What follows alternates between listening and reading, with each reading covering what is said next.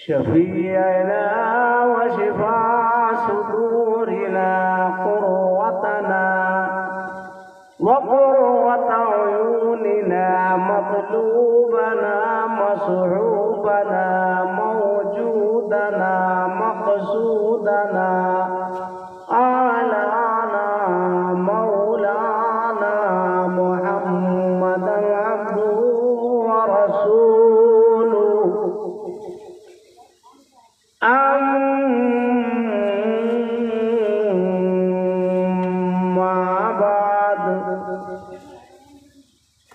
फ़क़द क़ाल अल्लाहु तबारक व तआला फ़ी किताबिहिल क़दीम वल फ़ुरक़ानिल अज़ीम फ़अऊज़ु बिल्लाहि मिनश शैतानिर रजीम बिस्मिल्लाहिर रहमानिर रहीम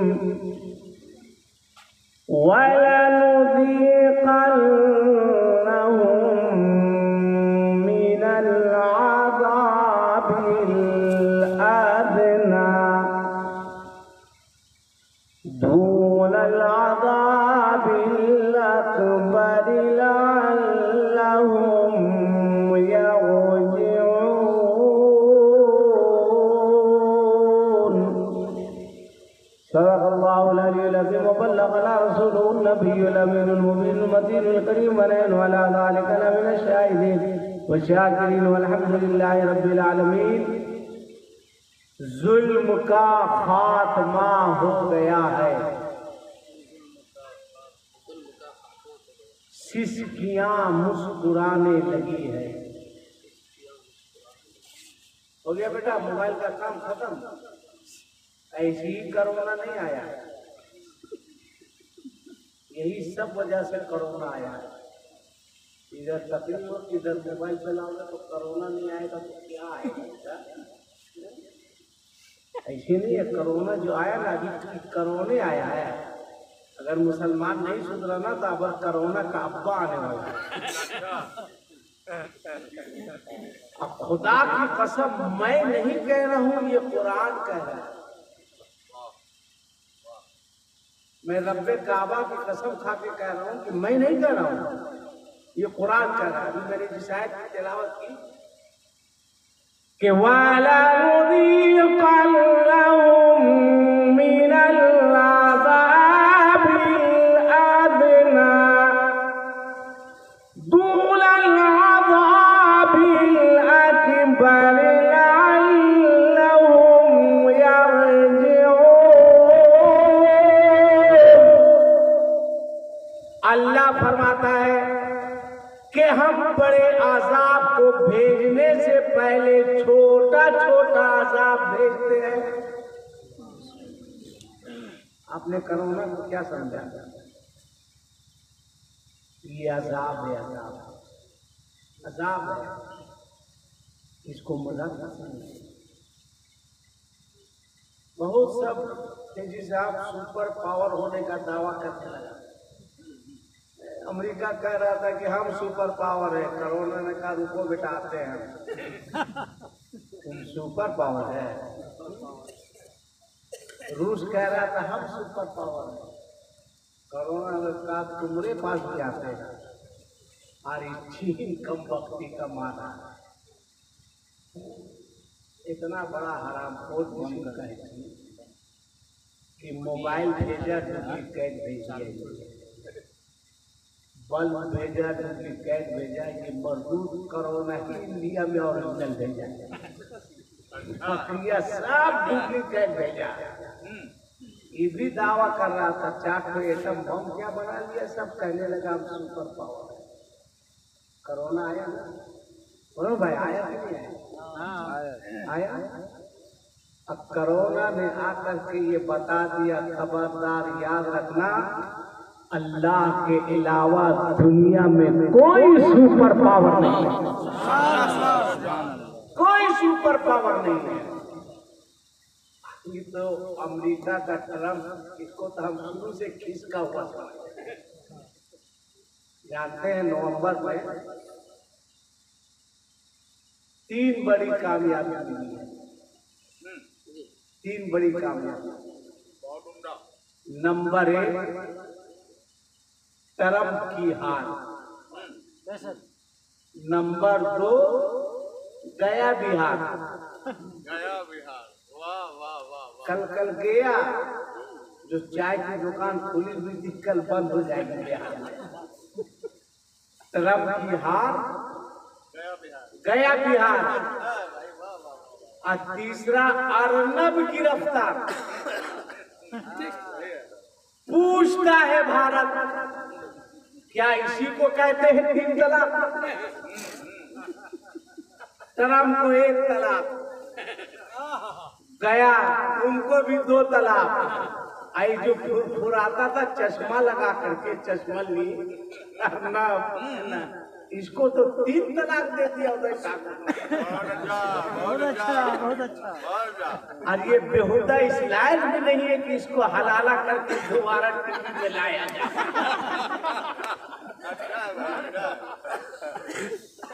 कोरोना को आपने मजाक समझा है, मगर हकीकत ये है कि ये मजाक नहीं। खुदा की कसम अल्लाह बहुत नाराज है। अभी हजरत मौलाना इस्माइल साहब कह रहे थे हम मुकर्रिर नहीं है, हम नकीब नहीं है, हम शायर नहीं है। अरे अल्लामा इस्माइल साहब पूछा, आप इतनी बड़ी फैक्ट्री आपने असहना में बैठा दी है कि आप उससे तो मुकर्रिर और शायर ही पैदा कर रहे हैं। कितने लोग आपकी जूतियां सीधी करके इमाम के लायक बन गए, मदरसा में पढ़ाने के लायक बन गए। आपको कहीं दूसरी जगह कह दिया जाए कि ये लड़के और लड़की दोनों मदरसे के मोहतमी में, तो कसम खा के कहना पड़ेगा, इसलिए कि ये इतने पतले दुबले हैं कि टेबल फैन के सामने इनको रख दीजिए तो ये हवा से उड़ जाएगा। मगर कसम खुदा की हैरत होती मुझको इस शख्स को देख करके। याद रखिएगा, मैं किसी की चम्मचगिरी नहीं करता, न जलसे के चक्कर में किसी की जी हुजूरी करता। मैं इतना जानता हूँ कि रिज़्क़ का मालिक दुनियादार नहीं है, मेरा परवरदिगार है। मेरी किस्मत में जितना लिखा है वो मिल के रहेगा। मौलाना इस्माइल साहब चाह करके भी उसको काट नहीं सकते, नहीं काट सकते। मैं हक बोलता हूँ, मैं तो इनको मुबारकबाद देता हूँ कि इतनी मेहनत, इतने लगन के साथ, और ये तो आसाना वालों को भी फख्र होना चाहिए, नाज होना चाहिए, इतना बड़ा इदारा चल रहा है। बहरहाल कोरोना ऐसी नहीं आया, आप आज के टाल लीजिए, अपने दिल पर हाथ रखकर सोचिए कि अल्लाह ताला बहुत नाराज है, बहुत नाराज। ऐसी नहीं आया। अमेरिका वाला भी कह रहा था कि मुस्लिम लड़की को हिजाब नहीं लगाने देंगे, कह रहा था ना, नहीं लगाने देंगे।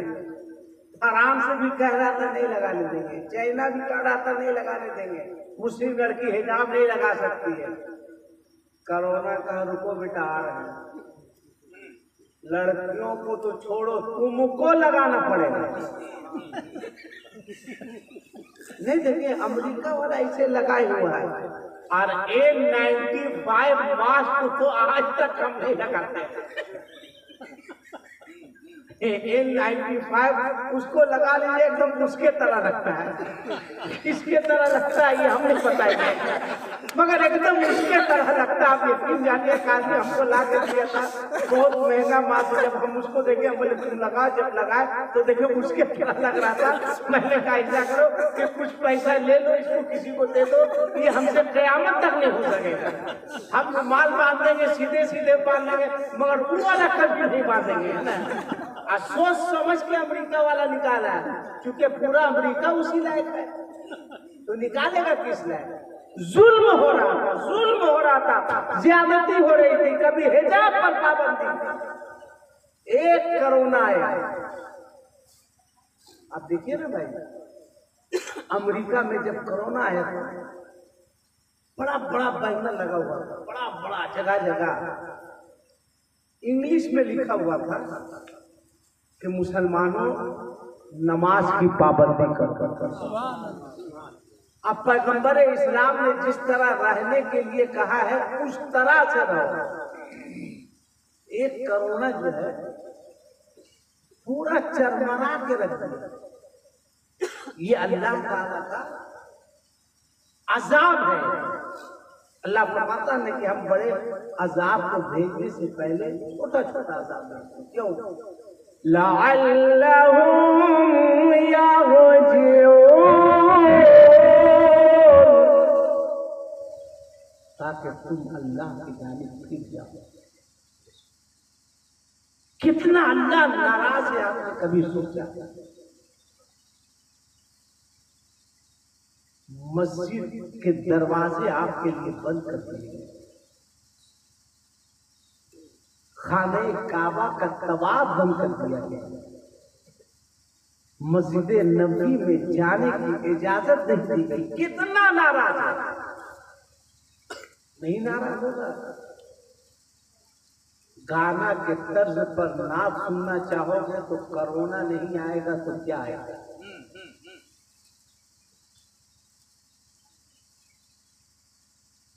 रसूल की मजलिस से उठ करके भागोगे, कोरोना नहीं आएगा तो क्या होगा? मैं मुबारकबाद देता हूँ। कजुद्दीन साहब कौन है?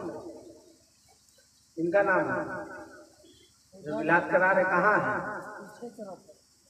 करे कम से कम उनको तो देखे, कहा एकदम उधर है, बाड़ी तरफ है। अच्छा, मौलाना मुमताज साहब जा रहे हैं। अच्छा, बड़ी अच्छी तस्वीर के मौलाना मुमताज साहब। अल्लाह ताला इस नौजवान आलिम को सलामत रखे।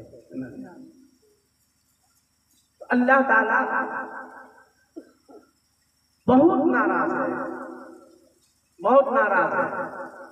अंबर साहब यही है, कजुद्दीन साहब बैठो बाबू, 2 मिनट बैठो। एक बात याद रखो कजुद्दीन, एक बात, तुमने नबी के नाम पर जलसा सजा दिया, कभी दिल मत छोटा करना कि हम मिलाद कराएं, जलसा कराएं कि लोग नहीं आए, भीड़ नहीं हुई, मजमा नहीं आया, कभी मत छोटा करना दिल। बस ये सोचना कि जिस रसूल के नाम का जलसा मैंने कराया है, मेरा रसूल खुश हो जाए,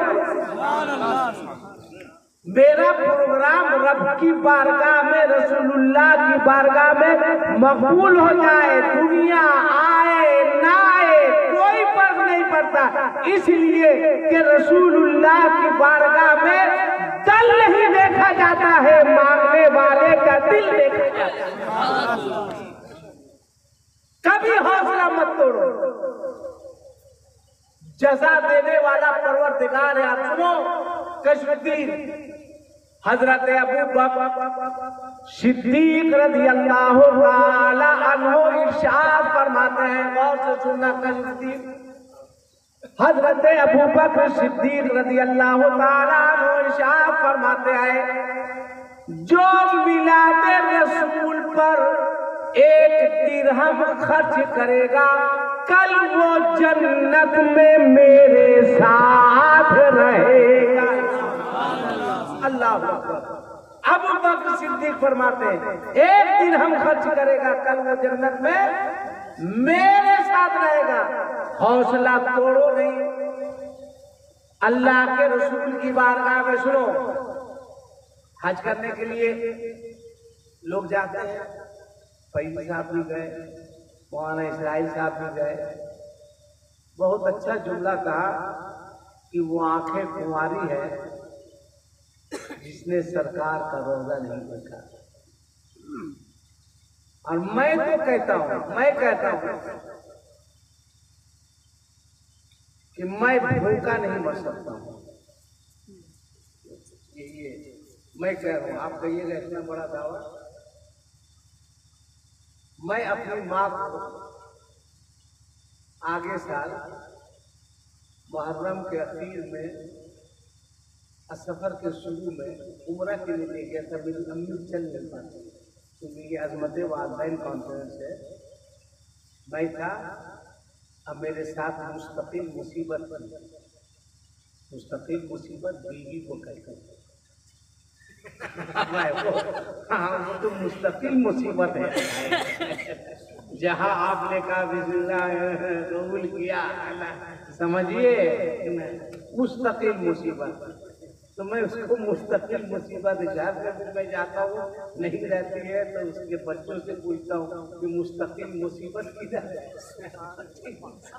मेरे साथ मुस्तकिल मुसीबत भी मेरी है। माँ भी थी, व्हील चेयर पे ले जाते थे, तवाफ वगैरह सब कराए, मदीना शरीफ पहुँचे तो मेरी अहलिया, चूँकि मदीना शरीफ में मर्द अलग औरतें अलग, व्हील चेयर पे लेके करीब 1 बजे रात में पहली हाजिर दिलाने के लिए मेरी अहलिया मेरी माँ को ले गई।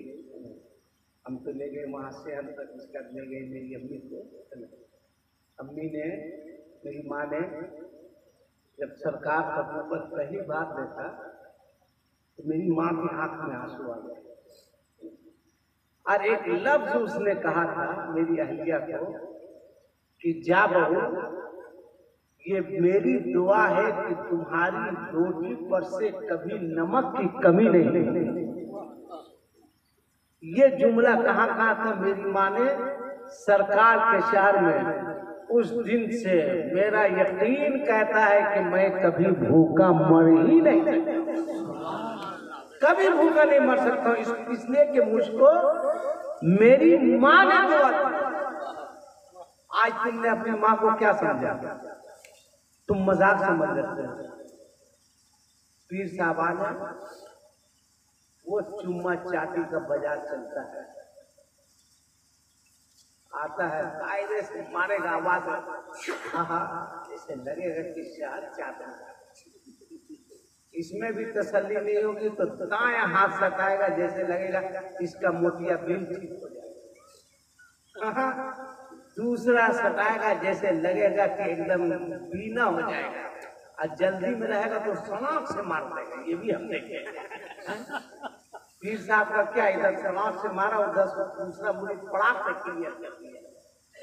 ये हो रहा है कमरे में। पीर साहब 5 आदमी पांव दबा रहा है, पीर साहब का 5 आदमी, 8 आदमी कमर दबा रहा है, 9 आदमी सर दबा रहा है। अरे बेवकूफ, मौका देख के एकाक तो दबा दो, मामले क्लियर हो जाएगा, झमेले खत्म हो जाएगा।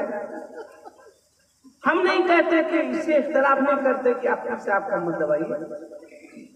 हम भी बहुत बड़े पीर के मुरीद हैं, हुजूर ताज शरीयत, मैंने भी हाथ छूना है, मौका मिला है 2-4 मिनट पैर दबाने का। पहली साहब भी बहुत बड़े पीर के मुरीद है, ये इतने बड़े पीर के मुरीद है कि खुदा की कसम मैंने देखा इनके पीर के इस्तकबाल के लिए खड़े होते हुए ताजु शरीयत मैंने देखा है। हम नहीं कहते कि पीर साहब का मत पाना भाई, मत बोलिए, मत चाटे, हम नहीं मना करते।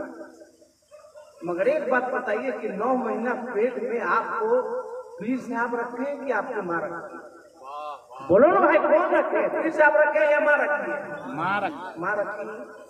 माँ के पाँव को दबाने में तुमको शर्म आती है? माँ के सर को दबाने में शर्म आती है? ये तुम्हारा बुढ़ापा कभी तौफीक भी है बूढ़े बाप के पांव को दबाने की? ये आज बूढ़ा हुआ है, कल ये भी जवान था, इसकी रगों में भी जवानी का खून दौड़ रहा था। जवानी थी, पानी को पानी नहीं, गर्मी को गर्मी नहीं, बरसात को बरसात नहीं, जाड़े को जाड़ा नहीं, धूप है खट रहा है, ठंडे का मौसम है, रजाई को लात मार के मजदूरी कर रहा है, बारिश हो रही भीग रहा है, किस लिए, किसके खातिर? मेरा बच्चा भूखा नहीं है, मेरा बच्चा एक एक दाने को तरसे नहीं। आज ये बूढ़ा हो गया, तुम्हें तौफीक नहीं होती कि अपने बूढ़े बाप का 5 मिनट तक पाँव दबाओ, अपने बूढ़ी माँ की खिदमत करो। कोई हक नहीं है तुमको नारा लगाने का, मत लगाओ नारा, बंद कर दो ये सब ड्रामा। मत बनाओ जलसा जुलूस को मजाक, मत बनाओ मसलक के आला हजरत का मजाक मत उड़ाओ। आज लोग उंगलियां उठा रहे हैं, किसकी जिम्मेदारी है? क्यों नहीं तुम अपनी मां के पांव को दबाते हो? क्यों नहीं तुम अपने बाप की खिदमत करते हो? मेरे आका फरमाते हैं, सुनो, आका फरमाते हैं, जो बेटा रात में सोने से पहले अपने मां को अपने बाप को राजी करके सोता है, सुनो अजमत वालिदैन कॉन्फिडेंस से सुनो, मतलब तुम खाना खा लिए, खाना खाने के बाद अपने बूढ़े बाप के पास जाओ, बूढ़ा बाप पड़ा हुआ है, मगर आज तो हाल ये है, आज हाल ये है कि माँ बिस्तर पर पड़ी हुई है और बेटा गरीब नवाज की बारगाह में जा रहा है चादर चढ़ाने के लिए। हाल ये है कि बाप एक एक चाय के लिए मोहताज है और बेटा इमाम हुसैन के नाम पर खिचड़ा बना के बांट रहा है। जवाब देना होगा, जवाब देना होगा अल्लाह की बारगाह में। तुम क्या समझते हो कि हम माँ को बाप को राजी करके अजमेर जाएंगे तो ख्वाजा राजी हो जाएंगे? पूछो अल्लामा इस्माइल साहब से, अजमेर क्या, अगर माँ नाराज है तो मदीना भी जाओगे तो रसूलुल्लाह तुमसे कभी राजी नहीं। तुमको मिजाज बदलना होगा, ज़हन सोच फिक्र बदलो। आका फरमाते हैं, जो बेटा रात में सोने से पहले अपने वालिदैन को राजी करके सोता है, सुनो गौर से, खाना खा लिया, अपने बूढ़े बाप के पास चले जाओ, थोड़ी देर तक बाप बूढ़ा है ना, कमजोर है, पाँव दबाओ, थोड़ी देर तक बदन दबाओ, सर दबाओ, बोलो बाप नाराज होगा या राजी होगा? बोलो ना, राजी होगा। बाप के पास से आ गया, अब अपनी माँ के पास चले जाओ, बूढ़ी माँ है बेचारी, सोई हुई है, जाओ धीरे धीरे माँ के पाँव को दबाओ, धीरे धीरे, सोने से पहले माँ के पाँव को दबाओ, कमर को दबाओ, सर को दबाओ। खुदा की कसम, दुआ यहाँ से नहीं, यहाँ से निकलेगी, यहाँ से नहीं निकलेगी, यहाँ से निकलेगी।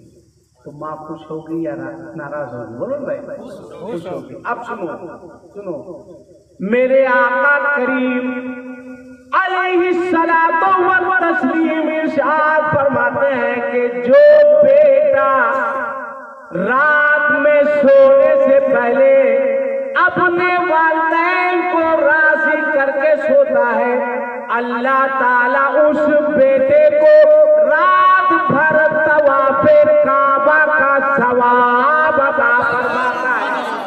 अल्लाह अल्लाह, कितनी देर लगेगी? 10 मिनट, 15 मिनट, मगर तुम सो रहे हो और अल्लाह तुमको तवाफ़े काबा का सवाब अता फरमाता है। अक्सर आज के दौर में अक्सर की माँ अपने बच्चों से नाराज, अक्सर का बाप अपने बच्चों से नाराज है। तुम चले हो पीर साहब को चुम्मा चाटने के लिए, बंद कर दो ये सब। कोरोना ऐसे ही नहीं आया, माँ पर जुल्म करोगे, कोरोना नहीं आएगा तो क्या आएगा? ये कुत्ता जो भूख रहा है, भूख रहा है। हजरत जुनैद बगदादी एक रास्ते से आ रहे थे और एक रास्ते से कुत्ता जा रहा था, कीचड़ था। जुनैद बगदादी ने समझा कि कुत्ता है, नीचे उतर जाएगा, कुत्ता खड़ा हो गया ना। अल्लाह ने कुत्ते को जबान अता की जो जुनैद बगदादी की बात समझ सके। जुनैद बगदादी ने कुत्ते से कहा, तू नीचे क्यों नहीं उतर रहा? कुत्ते ने कहा कि आप क्यों नहीं उतर रहे? आप इसलिए नहीं उतर रहे कि आप इंसान हैं, और मैं इसलिए नहीं मुझको उतरने कहने के कुत्ता हूं। उसने कहा, जुनैद बगदादी, होना तो ये चाहिए अल्लाह ताला आपको भी दुनिया में भेजता, अब मुझको भी दुनिया में भेजता, और दोनों को देखता कि कौन अल्लाह की कसरत के साथ इबादत करता है, तब वो फैसला करता है। मगर आपको इंसान बना दिया, मुझको कुत्ता बना दिया, इसलिए आप मुझको कहते हैं नीचे उतरने के लिए। मगर उसने एक जुमला कहा कि जुनैद बगदादी, फिर भी मुझको इस बात पर फख्र है कि मैं अल्लाह का मखलूक हूं। उसने ये जुमला कहा था, उसके बाद भी मुझे फख्र है कि अल्लाह ने मुझको पैदा किया है। जुनैद बगदादी ने कहा कि मुझको साथ में रखो, का इंसान है आप, मैं कुत्ता हूं। का मतलब कहा, मैं कभी खजाना नहीं जमा करता। अब मैं ये नहीं समझता हूँ कि सुबह हो गई तो शाम में क्या खाऊंगा, मैं ये जानता हूँ कि उसने पैदा किया है, वो जरूर रिज़्क़ अता फरमाएगा। एक कुत्ते ने जवाब दिया था। आज हम हैं परेशान थे लॉकडाउन में। ईमान से बताइए, ईमान से बताइए, लोग बहुत सोच रहे थे क्या होगा क्या होगा, मगर अल्लाह ने गरीब से भी गरीब आदमी के खाने का इंतजाम करवा दिया। रब ने करवा दिया।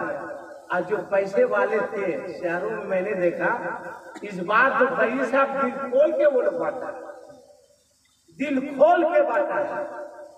ये सब क्या है? क्यों कोरोना आ रहा है? ये आपकी बदअमाली की वजह से। अपने बाप पर जुल्म करोगे, कोरोना नहीं आएगा। माँ को सताओगे, कोरोना नहीं आएगा। बुढ़ापे में बाप को एक एक चाय की प्याली के लिए मोहताज करोगे, कोरोना नहीं आएगा। तरस गए लोग मस्जिदों में नमाज पढ़ने के लिए, तरस गए नमाज़े तरावी में जमात के साथ मस्जिद में कुरान की तिलावत सुनने के लिए तरस गए, तरस गए ईदगाह में नमाज पढ़ने के लिए, तरस गए मस्जिदों में जुम्मतुल विदा की नमाज पढ़ने के लिए, चोर के तरह घर में छुप करके नमाज पढ़ना, चोर के तरह। क्यों? कल तक मौसिन बुलाता था तो तुमको जाने की तौफीक नहीं थी। अल्लाह इतना नाराज हुआ कि तुम्हारे ऊपर अपने घर के दरवाजे को, ताकि तुम्हारे अंदर सुधार आए, इनकलाब आए। मौलाना इस्माइल साहब रमजान में जब देख लेकर के जाते हैं चंदा करने के लिए, चंदा करने वालों के दिल से पूछो, ऐसा लगता है जैसे लगता है मौलाना इस्माइल साहब नहीं आए, मौत का फरिश्ता आ गया। हाँ भाई, होता है। मैं बैग कभी हाथ में नहीं रखता हूँ मौलाना इस्माइल साहब। एक मतलब हादसा हो गया एक मुस्लिम दुकान में, यहाँ ने आसनसोल में फैली साहब बैग हाथ में बैग था, अपने बच्चे का कपड़ा लेने के लिए गए थे, हाथ में बैग था। मैंने कहा अस्सलाम वालेकुम, कहा जाइए बोली साहब सामने। पूरा मेरा मूड खराब हो गया। हमने क्या हुआ? बोले जाइए बोली साहब शाम में आइएगा। बोले आप शाम में? अभी मुझको खबर किया है कि जोहर के बाद जनाजे की नमाज होगी। बोले जनाजे की नमाज किसकी? बोले आप ही के जमाने। बोला क्या आपके अब्बा का इंतकाल हो गया, जोहर के बाद नमाज जनाजा होगी, वही कर। बोले कैसे आप समझे कि जोहर की नमाज होगी, जनाजे की नमाज होगी? मैंने कहा तू कैसे समझा कि मैं तेरे यहाँ चंदा करने के लिए? बोला आप कैसे समझा? बोला अबे तू कैसे समझा? कहा जैसे तू समझा वैसे हम भी समझे। ऐसे लगेगा जैसे लगेगा कि मतलब कोई मुफ्त तशरीफ ला रहा है। अब मौलाना साहब थोड़ी कहता है जय मौलाना जय जय जाइए ज़कात लेने के लिए कहेगा मौलाना साहब बड़ी पोजीशन खराब हो गई, जब आ गए तो 5 रुपये निकले। अब मालूम हुआ उसका एक नियत कहीं करके बेटा ले अपोलो दे अपोलो ले अपोलो दे अपोलो, यहाँ 5 रुपये देने में दिमाग फट रहा था। वहाँ एक एक टेस्ट का 1.5 लाख रुपया। कोरोना नहीं आएगा तो क्या आएगा, क्या आएगा? ये एहसान है मदारिस इस्लामिया वालों का कि तुम्हारे पास जा करके हाथ फैला करके भीख मांग करके इस्लाम की खिदमत कर रहे हैं, इस्लाम की अजमतों को बढ़ा रहे हैं, उलमा पैदा कर रहे हैं। आज अगर इस्लाम जिंदा है तो मदारिस इस्लामिया मसाजिद ना हो तो काम चल सकता है, मदारिस ना होगे तो काम कभी नहीं चल सकता। कितना नाराज है अल्लाह। मसला जैसे खून की चोर की तरह करता कि बाहर में कहीं पुलिस नहीं पकड़ ले।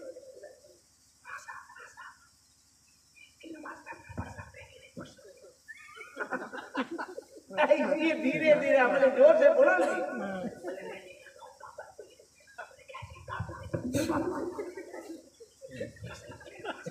बोलो बोलो बोलो। नमाज करना चाह रहा, अपून ऐसे कर रहे लग रहे ऐसे धीरे धीरे निकलने वाली है। हमने हेलो हेलो हेलो काट दिया, फिर 5 मिनट के बाद हमने काट दिया का पुलिस की गाड़ी आ गई।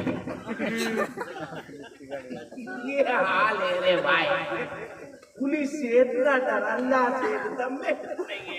बेटा कोरोना नहीं आएगा तो क्या आएगा?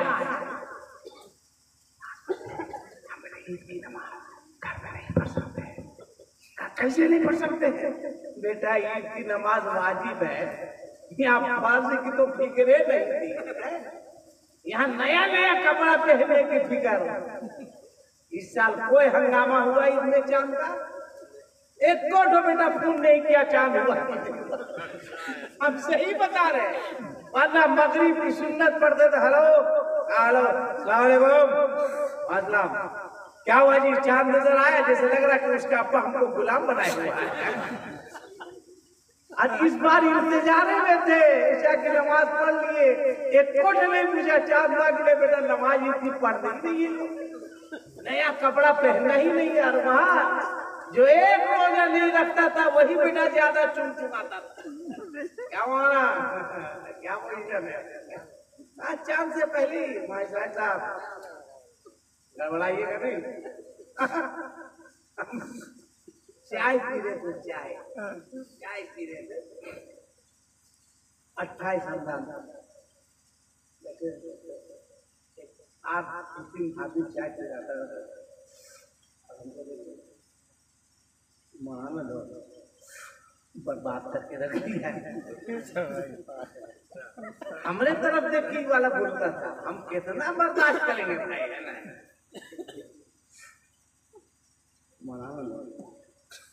डुबा के रख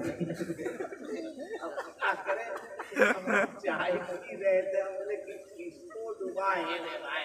हम शरीफ आदमी है, कोई लंबन करते भी नहीं है।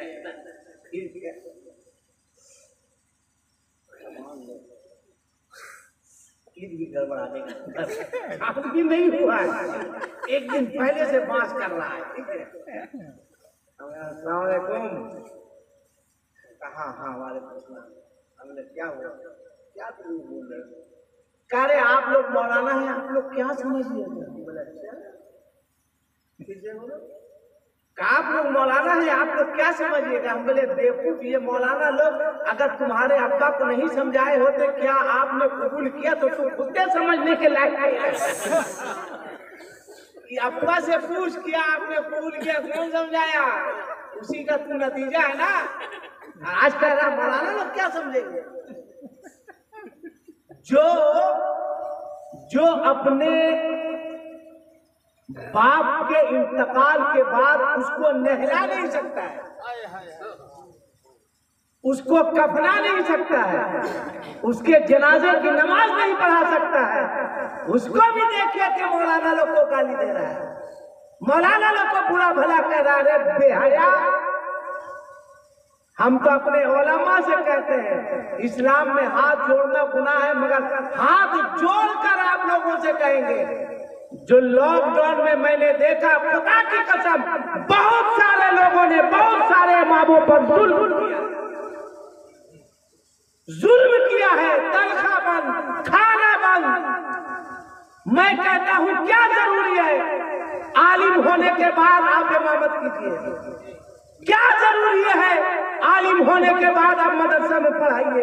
क्या जरूरी है कौम की गुलामी कीजिए?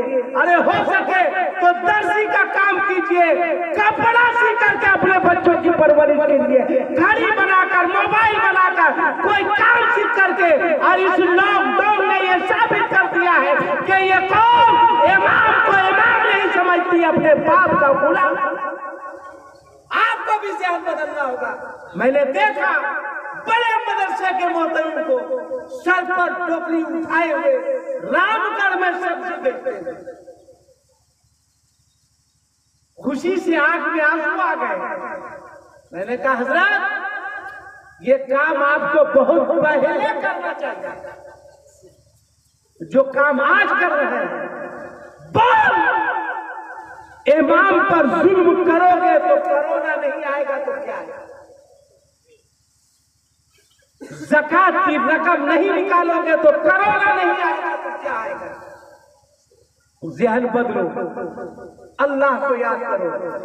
अज़मते वालिदैन कॉन्फ्रेंस है, अपने माँ की खिदमत करो, अपने बाप की इज्जत करो। मुसलमान, खुदा की कसम, माँ बहुत बड़ी नेमत का नाम है, बाप बहुत बड़ी नेमत का नाम है। ये बाप के साथ एक टेंशन नहीं, बच्चा पैदा हुआ तो बच्चे की परवरिश, जब होश संभाला तो पढ़ाने का टेंशन, जब जवान हो गया तो उसकी शादी का टेंशन, जब शादी कर दिया तो इसके कमाई धमाई का टेंशन। बाप की जिंदगी तो टेंशन है में गुजर जाती है। कम से कम बुढ़ापे में तो अपने बाप को, बुढ़ापे में तो अपनी माँ की इज्जत करो, अपनी बीवी को कहो। तुम्हारे घर में जो मुस्तकिल मुसीबत है उससे कहो, उससे कहो कि हम नाराज कर लेना, हमको कोई टेंशन नहीं है, हम तुमको नहीं बोलेंगे। इसलिए नहीं बोलेंगे कि तुम फ्री में नहीं आई है, तुम्हारा बाप हमको 1.5 लाख रुपया में खरीद के लाया है ना। 1.5 लाख रुपया वाह कहीं का क्या बोलेगा? बीवी को बोलेगा मारेगा तो कल मारेगा ना, फ्री में आए रे। तो जो पलंग पे सो रहा मेरा बाप दिया, चुप। हाथ के कहा ये वाला तो ठीक है, कैसे बोल सकते हैं? आप बोलेगा चुप, जो गाड़ी में चल रहा है मेरा बाप दिया कि तेरा बाप दिया है? बाप दिया है। अक्सर हम खैरी साहब अगर देखते कोई नौजवान लड़का है और चश्मा जो है इस तरह लगाए हुआ, हम बता दे रहे पहचाना, नौजवान लड़का है और उसका चश्मा ऐसे है यहाँ पे, लड़का नौजवान है, अब पान खा के दोनों होठ लाल किया हुआ है, समझ के बेटा ससुराल जा रहा है, कंफर्म ससुराल जा रहा है। या तो चश्मा यहाँ रखेगा या चश्मा ऐसे रखेगा, और गाड़ी 70-80 से स्पीड हो, समझ लिए ससुराल की गाड़ी, ससुराल की गाड़ी है। जो हमारे तरह कलयुग किस्म का लड़का रहता है वो पान खाता है तो और मजा आता है। वो पान खाता है तो और मजा आता है। कल्लू पान खाकर होठ ऐसे लाल किए रहता है जैसे लगता है कोलियरी में आग लगा के जा रहा है। भाई देखे देखे हम हमारी तरह था, हमसे 8 दिन पान खा के एकदम पूरा ऐसे लाल किए हुआ ऐसे बाया हाथ से, और ऐसे से कर रहा था, मतलब दिखा रहा था कि हमको ससुराल से घड़ी नहीं, सलाम दाया हाथ से करना चाहिए ना, मगर शादी के बाद बेटा हिलाते रहेगा ऐसे, एकदम पूरा लाल किया हुआ देता कल्लू है अरे साहब 2 तो पान हाथ ले लो तुम, 4 पान क्या करेगा? मैंने कहा बेटा 1 तो खाया है तो फुलियरी में आग लगा रहा है, 2 तो और पान खा लो ताकि लगे कि पूरे खदान में तुम आग लगा। तो ये हाल है। माँ की इज्जत करो और दिल से अपने बाप का सरकार फरमाते हैं अल जलला तो ताल आखो तामिल में माँ बाप के कदमों के नीचे जन्नत है। किसके कदमों के नीचे जन्नत है? सास के नहीं। माँ कहेगी शादी के बाद देखिए, माँ कहेगी क्या है, कहेगा दिमाग मत खराब करो। और सास आ जाएगी कि जैसे ऐसे आगे पीछे चलेगा जैसे लगेगा कि पूरी गांठ चल रहा है। तो देखे कि एकदम अजीब तरह से लगता है। बोले कौन है? अम्मी आई है। अम्मी आई? अम्मी कहाँ गई थी? कहा नहीं मैया तो घर ही में। बोले मैया घर में? हाँ मैं घर में। हम बोले कौन? अम्मी आई। हम बोले अबे कहाँ से आई है? मैया घर में। मैया घर में अम्मी आई, हम समझे नहीं। कहा क्या कर रहा है? टीबी की बीमारी हो गई है क्या? क्लियर कर। अदब से जो है अपनी सास को अम्मी जान कहने हैं। अरे वाह बेटा, 1.5 लाख में तो अम्मी जान हो गई। और जो 9 महीना पेट में रखे वो मैया है। याद रखना 1.5 लाख नहीं 1.5 करोड़ दे दे फिर भी किसी की सास किसी के माँ के बराबर बिल्कुल नहीं हो सकती। आप कहिए औरत लोग गर्म नहीं हो जाए। सुबह पकड़े मौलाना शमीम साहब कहे मौलाना केकरा बोला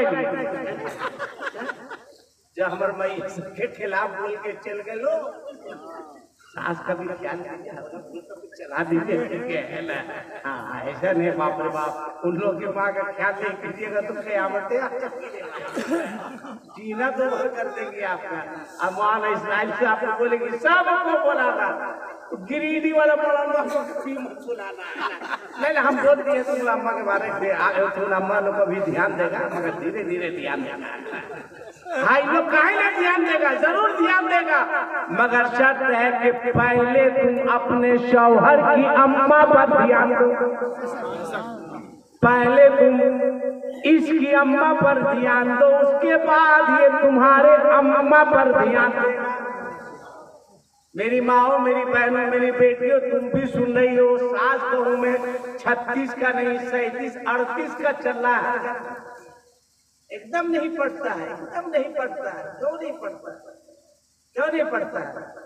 एक बहू जो है चावल सुन रही थी कि बुढ़िया लोग भी कम बदमाश नहीं है।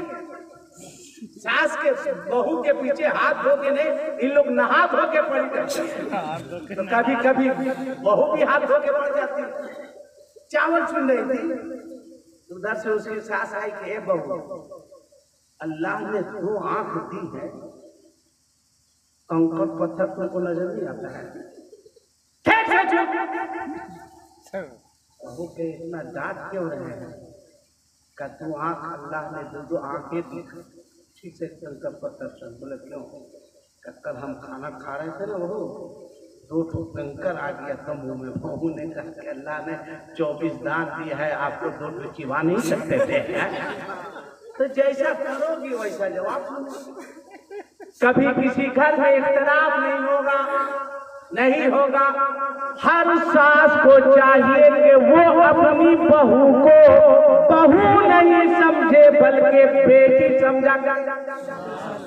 और हर बहू को चाहिए वो अपनी सास को सास नहीं बल्कि सास को अम्मा। जब सास बहू समझेगी, अगर बहू कोई गलती करेगी तो वो ये थोड़ी समझेगी कि बहू गलती कर रही है। वो समझेगी अरे चलो मेरी बेटी की है, बेटी से गलती होती नजरअंदाज कर देगी। और जब बहू अपनी सास को माँ समझेगी और जब सास डांटेगी तो बहू मुस्कुराएगी, कह रहे सास थोड़ी ये मेरी माँ है, इसको डांटने का, इसको मारने का, सब करने का। तालमेल की जरूरत है।